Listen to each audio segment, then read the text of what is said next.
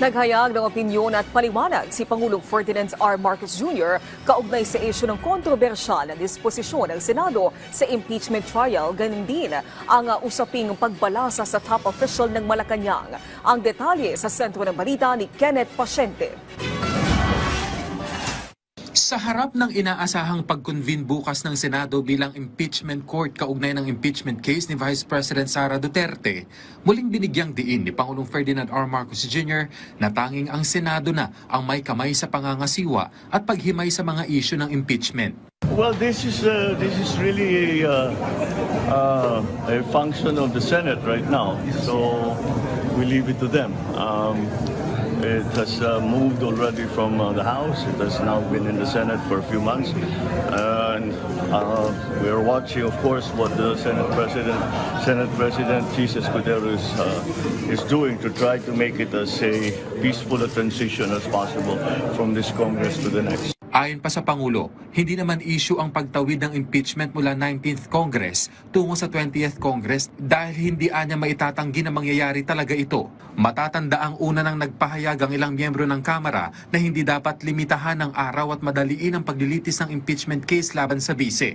Kasunod yan ang suhestyon na gawin lamang na 19 na araw ang trial para hindi na umabot sa pagbubukas ng 20th Congress. What is the controversy? It is very clear that it will, because there's no way that even if they start the trial now, that they will finish it before the new senators come in. So, well, again, the senators will decide. Nilinaw naman ng Pangulo na hindi cabinet revamp ang hakbang ng pamahalaan na balasahan ng mga miyembro ng gabinete. Paliwanag ng punong ehekutibo na isa itong performance review para matiyak kung nagagawa ba ng mga ahensya ng pamahalaan ang mandatong nakaatang sa kanila. You know, I have to explain that it's not a cabinet revamp. What we really did was we are still in the process of examining. Now, nasa baba na tayo. What happened really here was that I put everyone on notice that you are basically all on probation. Muli ring iginiit ng Presidente na may proseso ang hakbang na ito at hindi minsan ang pagdedesisyon. At kabilang daw dito ang mga top-level officials hanggang ibaba. Sinabi rin ni Pangulong Marcos Jr. na posible itong gawin ng mas madalas at asahan na ang mga pagbabago sa hinaharap. It is an ongoing thing.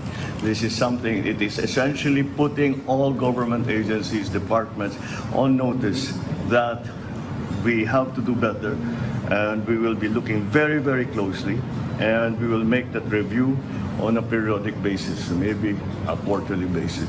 Magugunit ang inatasan ni Pangulong Marcos Jr. ang kanyang gabinete, heads of agencies, presidential advisors at assistants na magsumite ng kanilang courtesy resignation bilang hakbang sa recalibration ng pamahalaan.